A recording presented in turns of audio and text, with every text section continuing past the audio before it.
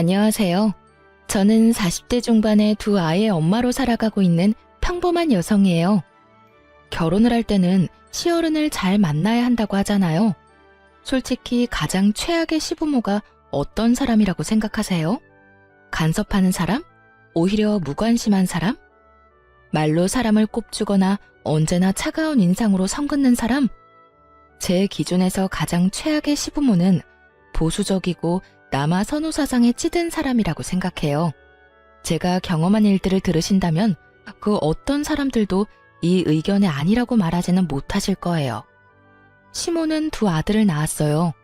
시모의 첫째 며느리는 두 아들을 낳았고 시모의 둘째 며느리는 두 딸을 낳았죠. 저는 둘째 며느리였어요. 그리고 시모는 최악의 남아 선호 사상을 가진 사람이었고요. 벌써부터 골이 흔들리지 않나요? 사실 형님이 벌써 손주를 둘이나 낳아줬으면 굳이 저한테까지 아들을 바라지 않아도 되는 거잖아요. 그래서 저는 별 생각 없었어요. 첫째 딸을 낳았을 때 시모가 병원에 와서 하는 말을 듣기 전까지는요. 둘째는 무조건 아들로 낳아라. 나는 내 아들 제사도 못 지내도록 만들고 싶지 않다. 둘째도 딸이면 아들 낳을 때까지 낳아야 하는 거야. 이런 이야기 듣는데 소름이 쫙 돋더군요. 그때 무슨 생각이 들었는 줄 아세요? 제가 애 낳는 기계가 될지도 모른다는 끔찍한 생각이 들었어요. 잘못하면 진짜 사내 아이 낳을 때까지 애만 낳다가 인생 쪽날 것 같아서 시모에게 말했어요. 어머님, 형님이 아들을 둘이나 낳았는데 뭐가 걱정이세요? 그리고 요즘에는 맞벌이 안 하면 생활이 유지가 안 돼서 애를 많이 낳지도 못해요. 그거 다 핑계야. 옛날에는 너희보다 못 살아도 6남매, 7남매 잘만 낳았다. 그러니 너도 쓰잘데기 없이 푼돈 벌겠다고 애쓰지 말고 아들 낳을 생각만 해. 그래야 집안이 평안한 법이다.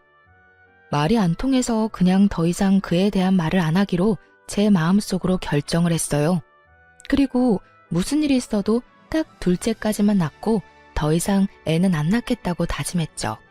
그런데 둘째가 또 딸인 것을 알았을 때 시모의 모습은 거의 악마에 가까웠어요. 딸만 낳는 며느리 지금 당장 내쳐도 모자라. 도대체 아들 하나 못 낳고 뭐 하는 거야? 지금 아무짝에도 쓸모없는 딸년 둘 낳아놓고 미역국이 목구멍으로 넘어가. 너 앞으로 나한테 대접받을 생각하지도 말어. 아들도 못 낳는 며느리한테 잘해줄 생각 없으니까. 아니, 처음부터 대접받을 생각도 없었고 결혼했을 때부터 꾸준히 대접받은 적도 없었거든요. 근데 저런 말을 하니 저도 기분이 안 좋았죠. 친정에서 몸조리를 하고 집에 와서야 시모 말이 무슨 뜻인지를 깨닫게 됐죠. 대접을 받지 않게 하겠다는 말은 앞으로 열심히 부려먹을 거라는 이야기였다는 걸요. 시댁에서 해야 할 모든 잡일에 형님은 제외되고 저만 일을 해야 했어요. 당시 저는 병원에서 일하는 물리치료사라 평일에는 시간을 뺄 수 없었음에도 시모는 퇴근 시간에 귀신같이 전화해서 시댁으로 오라고 닥달을 했어요. 그렇게 시댁을 방문하면 제게 남은 건 잡일들 뿐. 저녁밥도 못 먹고 일하는 건 정말 서러움을 넘어선 분노를 일으키는 일이었죠. 몇 번 당하고 나니 저도 요령이 생겨서 친정 핑계, 남편, 애 핑계 대면서 시댁에 안 가려고 필사적으로 피했죠. 그러다가 결혼 6년 차 김장철에 급기야 일은 벌어지고야 말았어요. 시모는 배추를 40kg를 준비했더라고요. 솔직히 맛도 없어서 가져가도 잘 먹지도 않은 김치, 그렇게 적은 양만 하시라 말해도 꼭 사람 생고생시키는 걸 보고 싶은지 양을 늘리더니 결국 이번에는 엄청난 양을 하게 된 거죠. 16포기쯤 되니까 배추를 절이는 것도 일이더군요. 빨간 대야에 소금물을 받아넣고 배추를 절이고 그걸 베란다로 옮기려는데 글쎄 그 무거운 걸 들고 있는 상태에서 발을 삐끗해버린 거예요. 우당탕탕 들고 있던 절인 배추들은 떨어져 내렸지만 저는 거기에 신경 쓸 정신이 하나도 없었어요. 잘못 디딘 발목이 너무 아팠거든요. 근데 정말 서럽고 짜증나는 건 시모가 이 상황에서도 저한테 괜찮냐는 한마디 말도 없었다는 사실이었어요. 야, 배추를 바닥에 패대기 치면 어떡해? 네 입으로 들어갈 거 아니라고 이렇게 막 다루는 거야? 그리고 소금을 다 띄었잖아. 나중에 가전이랑 가구랑 녹슬면 네가 다 책임질 거야. 깨끗하게 해놓고 가. 사람이 다쳤으면, 그것도 자기 집 김장을 하다 다쳤으면 따뜻한 말 한마디 해줘야 하는 게 정상 아닌가요? 일단 자리에서 일어섰어요. 그리고 시모한테 말했죠. 어머님, 발 삔 것 같은데 조금 이따가 해도 될까요? 발목을 접질른 것 같은데 상태가 좀 안 좋아서. 제가 병원에서 일하는 물리치료사인데 제 발목 잘못된 거 아닌지 모를 리가 없죠. 그렇지만 너무 급성이라 발목에 티가 안 나더라고요. 최소 염좌, 까딱 잘못하면 금까지 갔을지도 모른다는 생각을 하고 있는데 시모가 제 말에 버럭 고함을 지르더군요. 너 엄살 떠는 거야? 아니면 설마 일하기 싫어서 일부러 넘어진 거 아니냐? 이것 봐. 요새 젊은 것들은 이래서 안 돼요. 한 것도 없이 요령만 피우고 당장 바닥에 있는 것들 안 치워? 바닥은 시모 말 맞다나 엉망진창이었고 그걸 저렇게 만든 제 책임도 있었으니 이를 악물고 바닥을 치웠어요. 그렇지만 더 이상 일을 할 기력도 의욕도 없었죠. 그런데 엎드려 있는데도 발목은 욱신욱신 미치도록 아파왔어요. 바닥을 걸레로 닦고 배추를 주워 담는 동안 무릎을 바닥에 대고 발목을 쫙 편 상태로 무릎으로 기어다니며 일을 한 터라 더 안 좋았어요. 장승처럼 서서 저를 내려다보며 제가 그걸 치울 때까지 손 하나 거들지 않는 시모를 무시하고 저는 그 자리에 털썩 앉아 바지를 걷어 올렸어요. 다치고 나서 30분은 넘게 지난 상황이었거든요. 상황이 생각보다 엄청 심각했어요. 발목 관절이 보이지 않을 만큼 부어오른 발목은 둘째치고 복숭아뼈를 타고 위로 올라와 종아리까지 새카맣게 멍이 들어 있었거든요. 게다가 만져보았을 때는 엄청난 열까지. 발가락 움직이는 것도 잘 안 되는 걸 보니 뭔가 크게 문제가 생긴 게 틀림없어 보였죠. 제 발목을 보고도 시모는 코웃음 치더군요. 발 삐었나 보네. 그 정도는 하루 쉬고 나면 가라앉으니까 오늘은 할 일 다 끝내놓고 가. 할 일이란 건 배추를 절이는 일일 거고 그건 아직 절반도 넘게 남아있었어요. 저는 시모 말을 무시하고 폰을 열었죠. 네, 제가 발목을 접질렀는데 지금 열도 나고 꼼짝도 못할 정도로 아파서요. 네, 도와줄 사람도 없고요. 오른쪽 발목이라 제가 직접 차를 몰 수도 없어서 구급차를 좀 보내줬으면 좋겠어요. 지금 열이 발목뿐만이 아니라 몸에도 나고 있어서. 제가 전화한 곳은 119 구급센터였어요. 저 스스로 차를 운전할 수도 없고 저를 데려다 줄 생각도 없는 시모를 두고 선택할 수 있는 방법은 많지 않았어요. 게다가 시댁은 도시 외곽에 있었기에 택시도 잘 다니지 않던 곳이었거든요. 야, 너 꾀병이면서 구급차까지 불렀어? 일하기 싫어서 이렇게까지 하는 거야? 젊은 것들이 식은 머리가 없어서 지금 내놓은 건 다 하고 가야 할 거 아니야. 저한테 욕을 하던 말던 저는 주섬주섬 제 짐을 챙겼어요. 널브러진 배추들과 소금물이 담긴 커다란 고무통은 그대로 놔두고 말이죠. 구급차가 빠르게 시모집 현관문을 두드렸고 구급대원이 들어와서는 저를 부축했어요. 도와줄 사람이 없다고 해서 그런지 화를 내며 짜증을 내는 시모를 힐끗 쳐다보더라고요. 그래서 말해줬죠.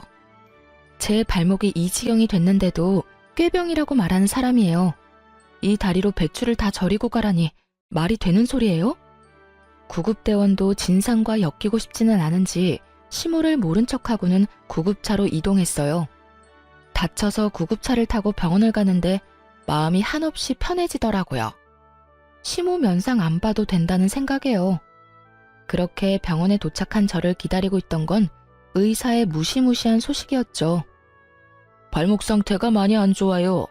다쳤을 때 바로 병원을 오셨으면 이렇게 뼈가 어긋나지는 않았을 텐데요. 다치고 발 많이 쓰셨어요? 네, 배추 절이다가 이렇게 됐는데 어머님이 바닥에 떨어진 거 당장 다 치우래서 엎드린 채로 좀 치웠어요. 그래서 그런 것 같아요. 아이고, 고생 많으셨겠네요. 어쨌든 지금 수술은 필요합니다. 열어서 고정시켜서 핀 박아야 해요.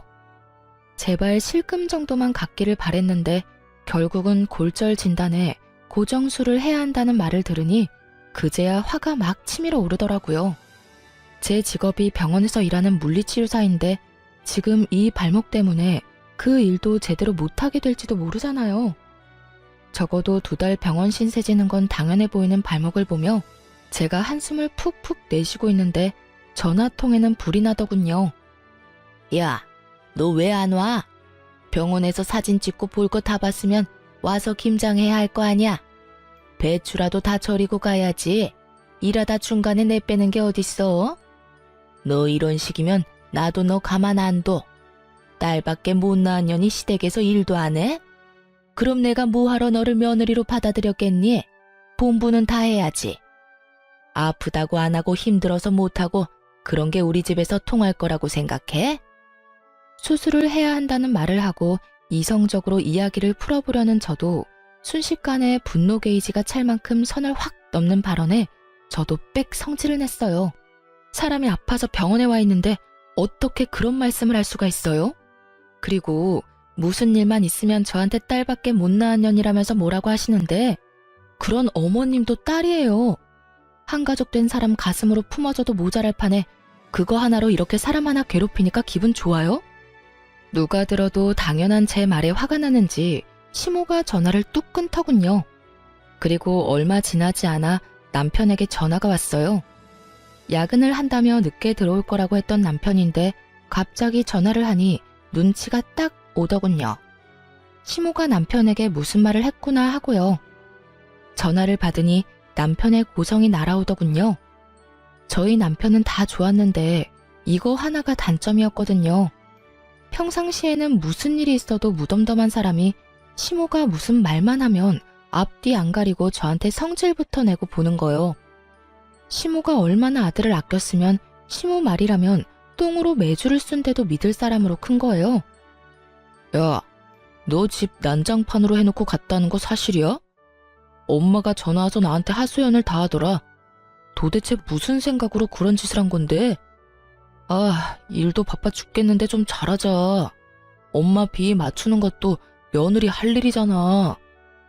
야, 내가 그 비 맞춰주다가 발목 수술까지 하게 됐는데 무슨 헛소리야. 너 나한테 그딴 거 시키려고 결혼하자고 했어? 아니면 딸 둘 낳고 나니까 너도 내가 하찮아 보여? 내가 너희 집 하녀냐고. 친놈이. 아, 바락바락 화를 내는데 발목이 엄청 쑤셔오더라고요. 흥분하니까 통증이 더 심해지는 것 같아서 저는 옆에 서 있는 간호사를 잠깐 불렀어요. 그리고 제 전화기를 넘겨주며 간호사에게 부탁했어요. 이 전화가 제 남편인데 지금 제 상황을 좀 설명해 주시면 안 될까요? 제가 화를 내니까 발이 너무 아파서. 제 부탁에 간호사가 살신성인의 자세로 제 전화를 받아 사실만 딱딱 알려주더군요. 네, 환자분 발목은 완전히 부러져서 어긋나셨어요. 금식하고 내일 수술을 하셔야 해요. 핀 박는 수술이라서 시간은 좀 걸릴 수 있고요. 최소 2달은 조심하셔야 하고 박아놓은 핀을 뺄 때까지는 안에 핀 받고 생활하셔야 하고요. 구구절절 간호사가 설명을 해주고는 제게 전화기를 주더군요. 남편이 뭐라 말하려는데 저는 전화를 끊었어요. 그러자 야근을 접고 응급실로 달려왔더라고요. 이게 다 무슨 일이야? 엄마는 당신 다쳤다는 말 없었는데. 당신한테는 어머님 말이 법이야? 어머님한테 무슨 짓 했냐고 묻고 네 눈으로 똑바로 봐, 내가 어떤 꼴인지. 이런 꼴인데도 나한테 김장이나 하라고 난린데 당신이 나한테 위로도 못할 망정 어머님하고 같이 붙어서 나란히 내 욕을 해? 누가 봐도 심각한 제 다리에 남편이 꿀먹은 벙어리가 되더군요. 괜찮냐는 말 한마디가 나올 수나 있었겠어요? 염치라는 게 있는 놈이면 아무 말도 못하는 게 정상이지. 그런데 남편이 제 눈치만 보는 동안 시모에게 또 전화가 오더군요. 저는 제가 받지 않고 남편에게 넘겼어요. 왜 나한테 줘? 그 전화 내용을 들어보면 내가 왜 주는지 알 거야. 잔말 말고 전화나 받아. 네. 전화를 받았는데 시모 목소리가 수화기를 뚫고 제 귀에까지 오더군요. 야, 우리 아들한테 일렀으니까 너 꾀병 부리지 말고 어서 집에 와. 일하기 싫다고 다친 척하는 게 말이 돼? 버러지도 그런 짓 안 해. 네가 눈에 뵈는 게 없어서 지금 배짱 부리나 본데? 어머니, 와이프 지금 다리 다쳐서 꼼짝달싹도 못해요. 아픈 사람한테 전화해서 이게 무슨 행동이세요? 제가 여태껏 어머니 편 많이 들어드렸지만 아픈 사람한테 이러시면 안 되죠. 제발 앞으로 자중하세요, 제발. 잘 모르시면 가만히나 계시라고요. 저한테 전화해서 고자질하지 마시고. 남편이 시모에게 소리를 치자 시모도 당황한 눈치였어요. 하긴 발목이 박살이 난 마누라 앞에서 지 어머니 편드는 놈이면 당장이라도 이혼을 했겠죠. 그렇게 저는 그 다음날 금식 후 수술에 들어가게 됐고 8주 동안 입원을 해야 했어요. 그리고 제가 정말로 수술에 들어가야 한 것을 알게 된 시모가 혼자 김장을 하려는 게 엄두가 안 났는지 그간 한 번도 부르지 않았던 첫째 며느리에게 전화를 했더라고요. 그런데 그 첫째 형님이 바쁘다며 시모의 부탁을 거절했다더라고요. 결국 아끼고 아끼던 첫째 며느리와 싸운 시모는 혼자서 김장 40kg를 했답니다. 시부가 도대체 무슨 정신으로 그 많은 양을 며느리한테 시키려고 했냐고 정신 사나우니 빨리 눈앞에서 치우라고 호통치는 바람에 결국 시모가 혼자서 김장을 다 했다고 하더군요. 그 이야기 듣는데 속이 얼마나 시원한지. 저를 괴롭히려는 의도였는지는 알 수 없지만 시모만 고생하게 됐으니 사람 일은 한 치 앞도 알 수가 없는 거더라고요. 2달 동안 일을 쉬어야 했지만 시모가 곤란해졌다는 것만으로도 10년 묵은 체증이 다 내려가는 것 같은 개운함이 있었어요. 그 뒤로 시모가 저를 괴롭힐 때마다 발목 이야기를 했더니 더 이상 저를 그만큼 괴롭히지는 않았어요. 그리고 저도 뭐가 좋다고 괴롭히고 차별하는 시모와 같이 있고 싶겠어요? 그래서 시댁과는 대면대면하게 살았죠. 다행인 건 남편은 그런 일에 별로 신경을 안 쓰더라고요. 그런데 완전히 인연을 끊을 수는 없더라고요. 가끔씩 타이밍이 안 좋아서 애들을 맡길 일이 생겼거든요. 결혼 15년 차에 남편이 허벅지와 엉덩이 통증으로 병원을 방문했어요. 그런데 대퇴골두 무혈성 괴사라는 이상한 병으로 수술을 해야 한다는 이야기를 들었거든요.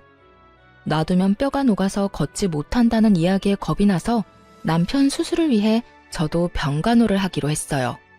보통 제가 애들을 볼 수 없을 때는 친정의 아이들을 맡기는데 하필이면 친정에 일이 있어서 아이들을 맡길 수 없는 상황이었어요. 친언니에게 부탁을 하니 학교 어린이집 마치고 자기 전까지는 언니가 봐줄 수 있다고 하더군요. 하지만 언니네 집은 시부모와 합가해서 살고 있으니 잠을 재워주는 건 좀 그렇다고 하더라고요. 아무래도 눈치가 보일 수밖에 없는 것 같았어요.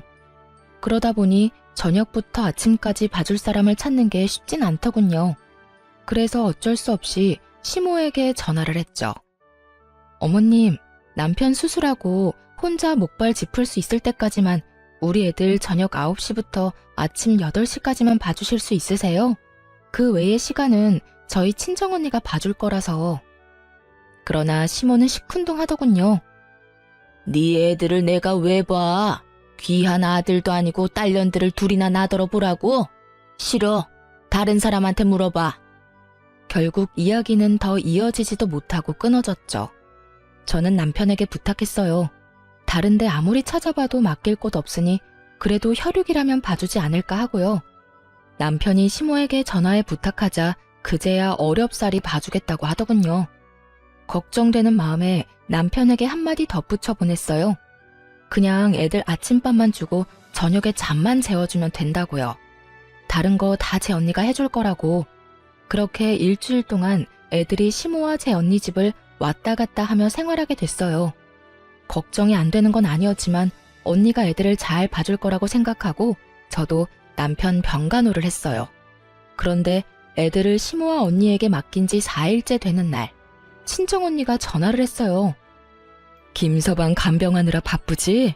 다른 게 아니라 내가 이런 말 하기는 좀 조심스럽기는 한데 아무리 생각해도 아닌 것 같아서 연락했어. 조심스럽게 말하는 언니 때문에 저도 덩달아 조심스럽게 물었죠. 무슨 일 때문에 그래? 애들 때문에 많이 힘들어? 아님 혹시 무슨 일이라도 생겼어?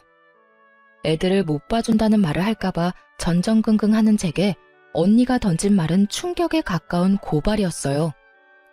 너희 애들 지금 4일째 아침밥도 못 먹었대.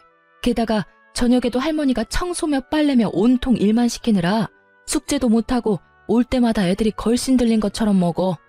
너희 시어머니 문제 있는 거 아니야? 뭐? 아침밥을 안 먹었다고? 꼴랑 11, 7살밖에 되지 않는 아이들이었어요. 영양을 충분히 섭취해야 할 시기에 아침밥을 안 먹였다는 이야기에 충격을 받은 제가 되물었죠. 그래, 애들이 저녁마다 너네 시댁에 가기 싫어서 울음바다야. 어린애들한테 자기가 어지럽힌 거 치우게 하는 것까지는 나도 이해해. 하지만 애들한테 할 말 못할 말까지 다 하는 건 좀 아니지 않니?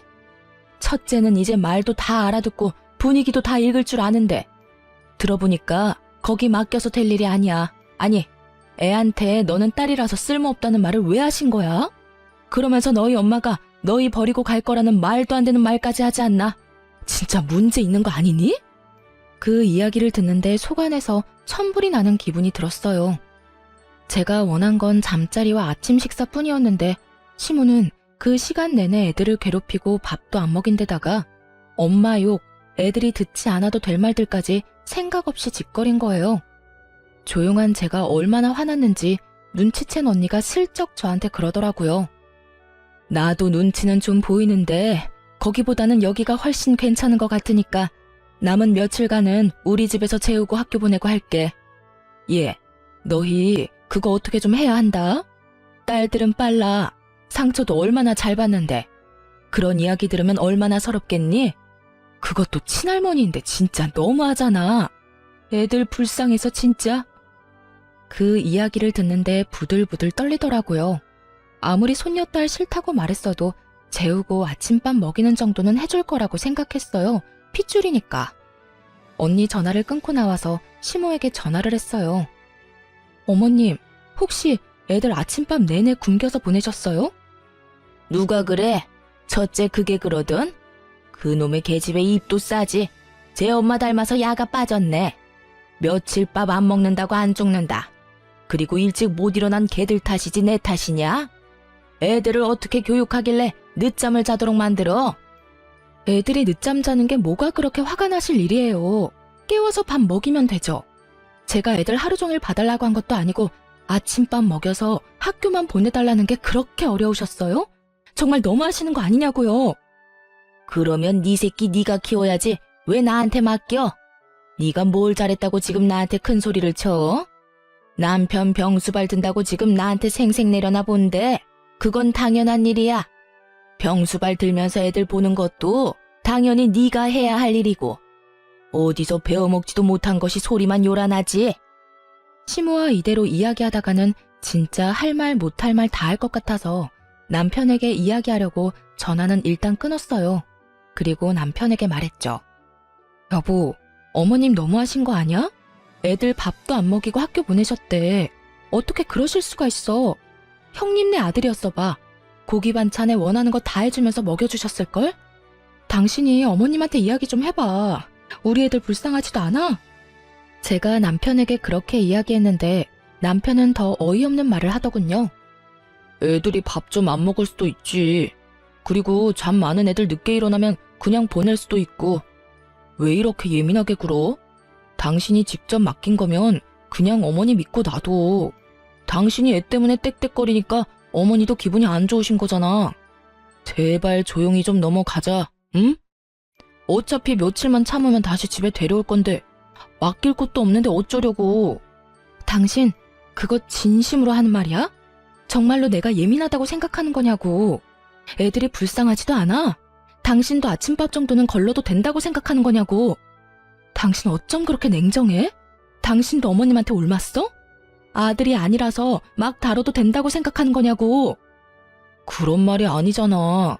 어차피 맡겨놓은 거 힘 빼고 놔두라는 거야. 배고프면 알아서 밥 달라고 하겠지. 그리고 한 끼 안 먹는다고 안 죽어. 태연스레 말하는 남편놈을 보며 저는 온몸에 소름이 돋는 기분이었어요. 미친놈. 그 한마디를 남편에게 던지고 저는 남편을 병실에 놔두고 시댁으로 돌아왔어요. 올 때가 아닌데 돌아온 저를 보더니 시모가 눈을 크게 뜨며 묻더군요. 네가 왜 여기 있냐?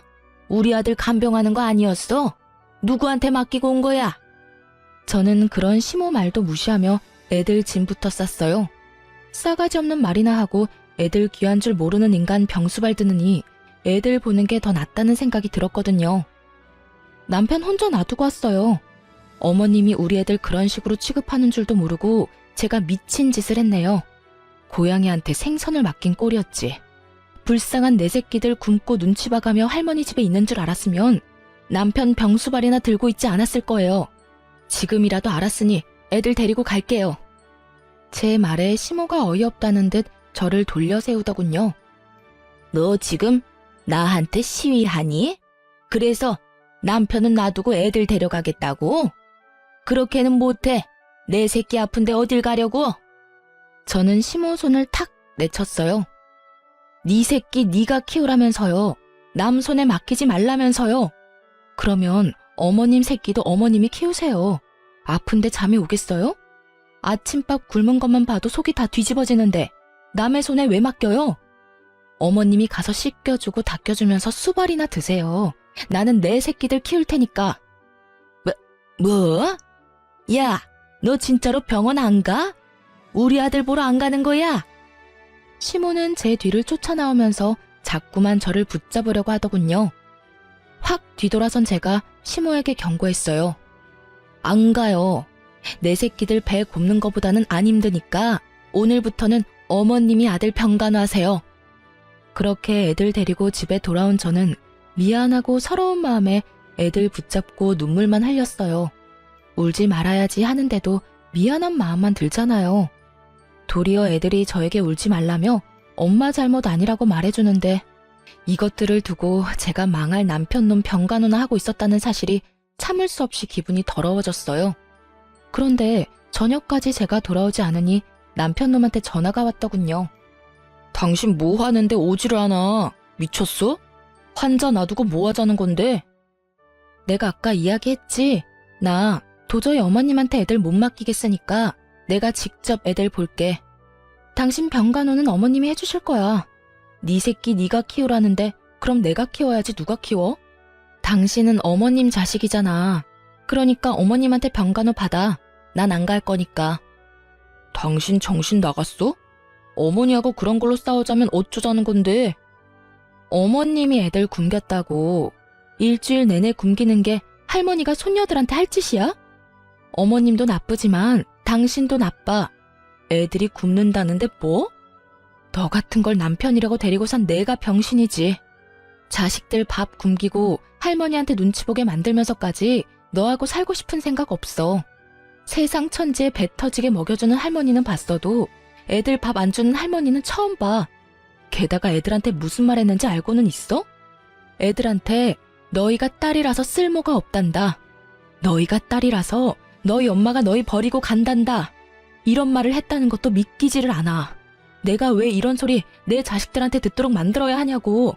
대답 좀 해봐, 이 나쁜 놈아. 뭐? 어머니가 애들한테 그런 소리를 했다고? 당신이 잘못 들었겠지. 손녀들한테 그런 소리를 했을 리가 없잖아. 물어봐, 직접. 시모가 남편 옆에 있었는지 남편이 시모에게 따지듯 묻는 소리가 들렸어요. 그랬더니 시모가 당당하게 답하더군요. 왜 그걸 나한테 따지니? 네 마누라가 딸만 낳은 게 내 탓이야?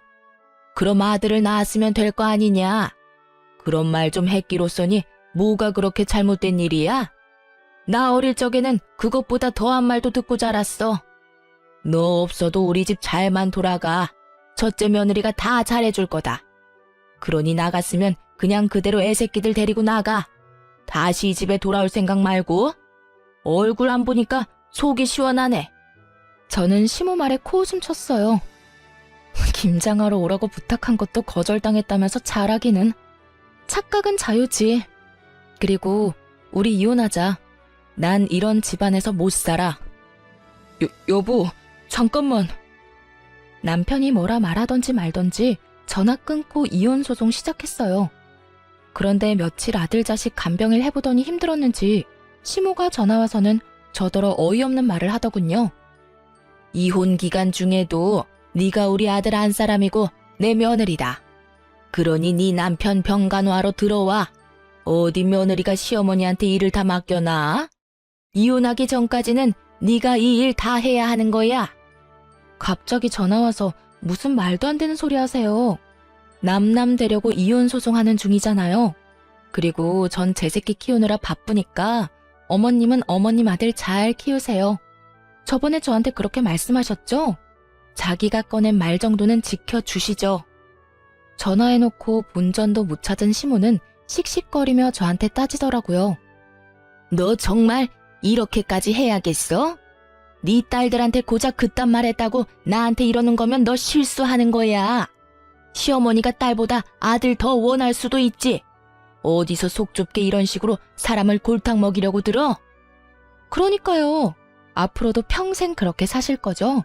그러니까 이혼하는 거라고요. 저는 그런 곳에서 내 새끼 키우면서 못 살아요.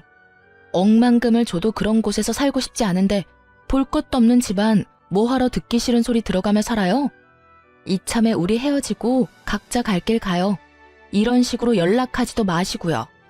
그리고 저번에 저한테 뭐라고 하셨죠? 첫째 며느리가 잘해줄 거라고 하셨죠?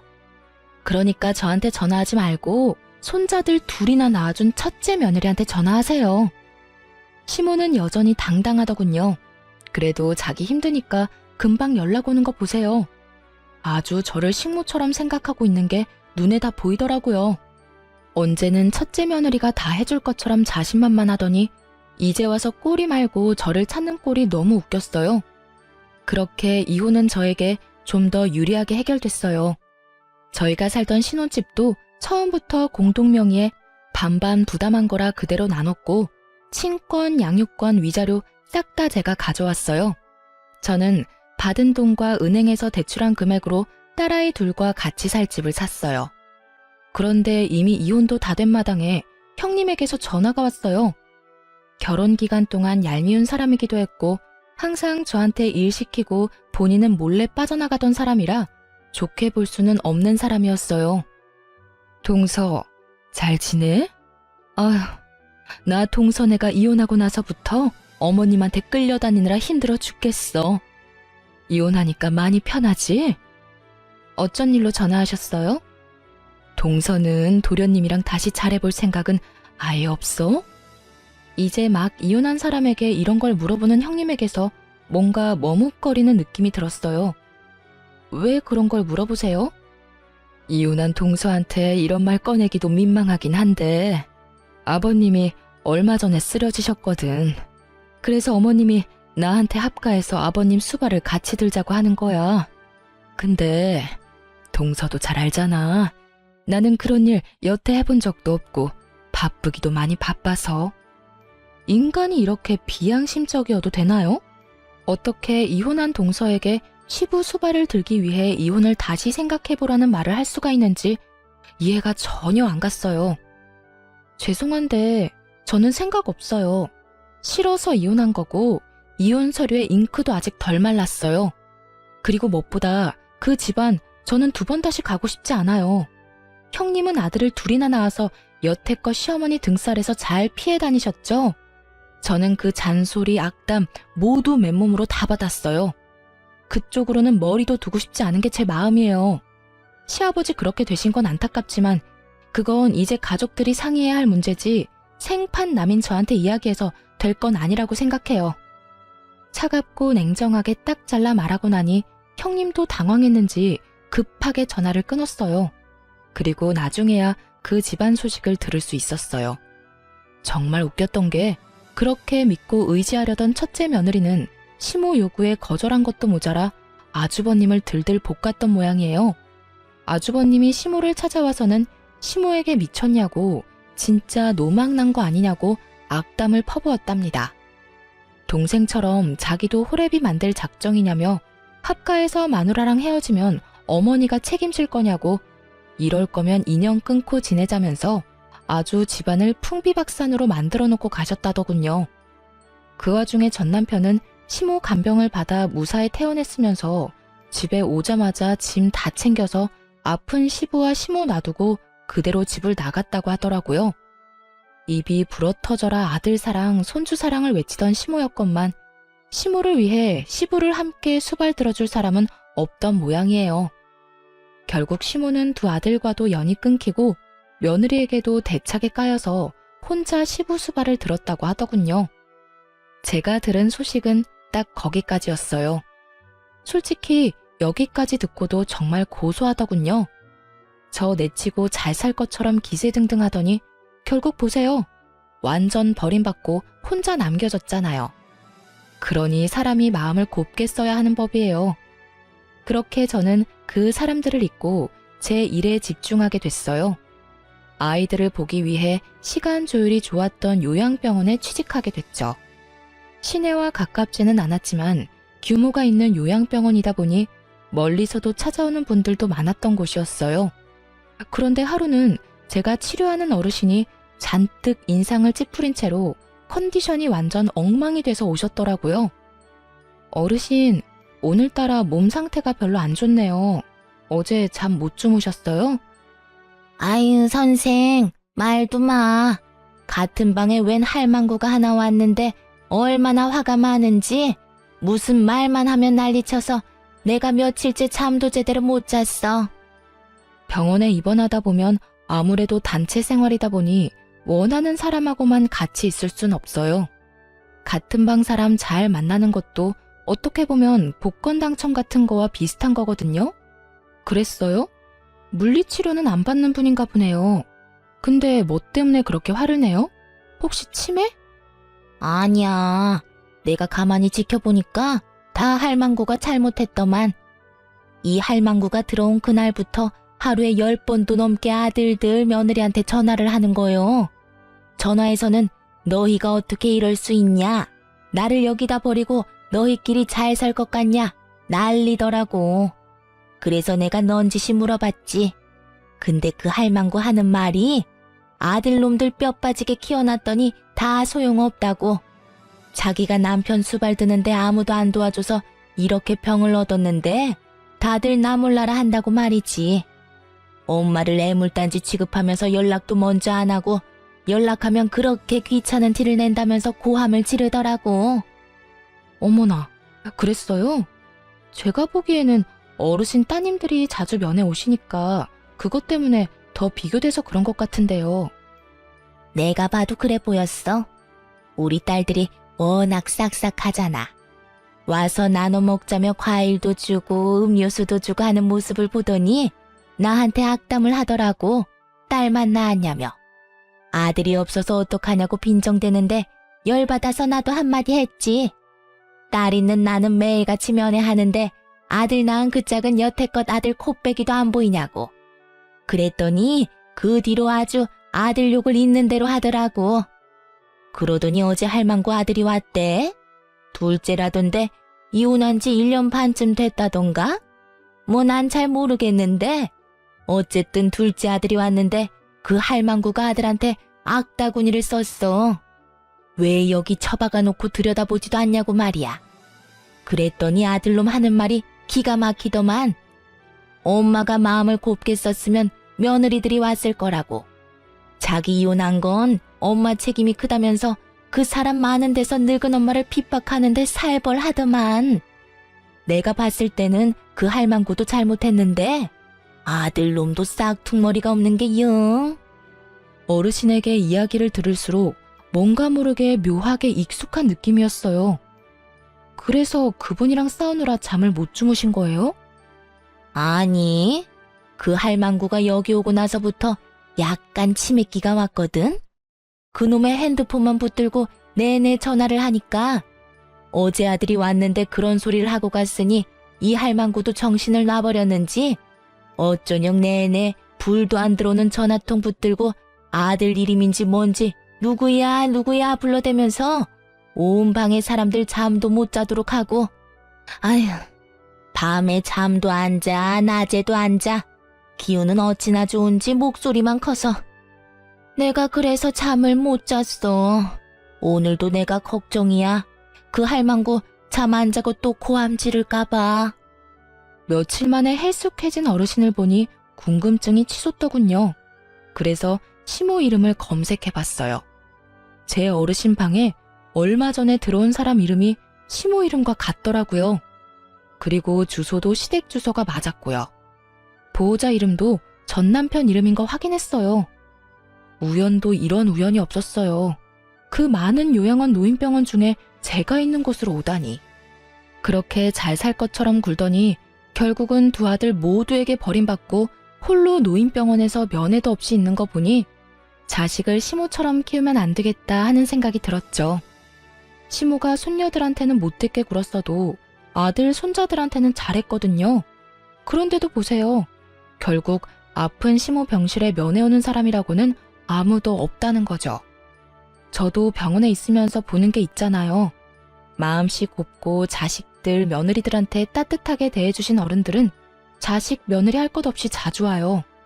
받은 만큼 돌려주고 싶은 게 사람의 마음이거든요.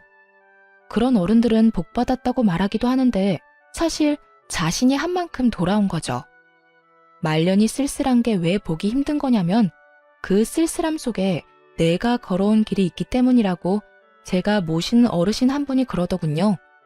그쯤 되면 다들 그렇게 인생에 통달하시곤 해요.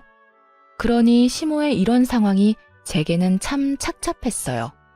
저를 괴롭히고 제 어린 두 딸을 괴롭혔으니 이런 꼴 당해도 싸다고 말하고 싶지만 그렇게 애지중지하던 아들과 손주들에게까지 손절당한 거 보면 왜 그렇게 사셨나 싶기도 하고요. 자기 인생 남이 살아주는 거 아니니 더 열심히 남들과 좋은 인연 맺고 살아야 하는데 왜 저한테 그렇게 못되게 굴었는지 사실 지금도 이해는 안 가요. 솔직히 이해하고 싶은 마음도 없고요. 그저 자기가 살아온 대로 받고 있구나 싶은 생각이 들었어요. 시모에게 측은한 마음을 갖기엔 제가 당한 게 너무 많아서 그런 마음이 들지도 않더라고요. 그저 제 자식들은 시모가 키운 자식들처럼 키우지는 말자고 다짐했어요.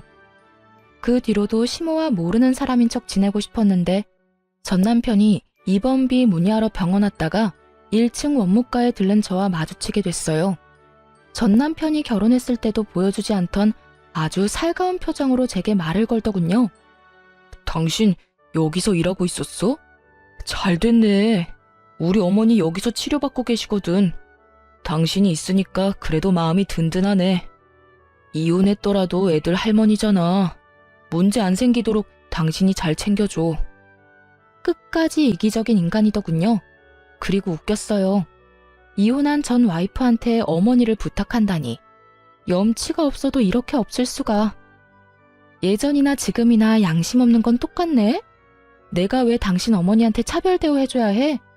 물리치료 받지도 않고 나랑 접점 하나 없는 사람이거든? 내가 왜 그렇게 해줘야 하는지 이해가 안 가네.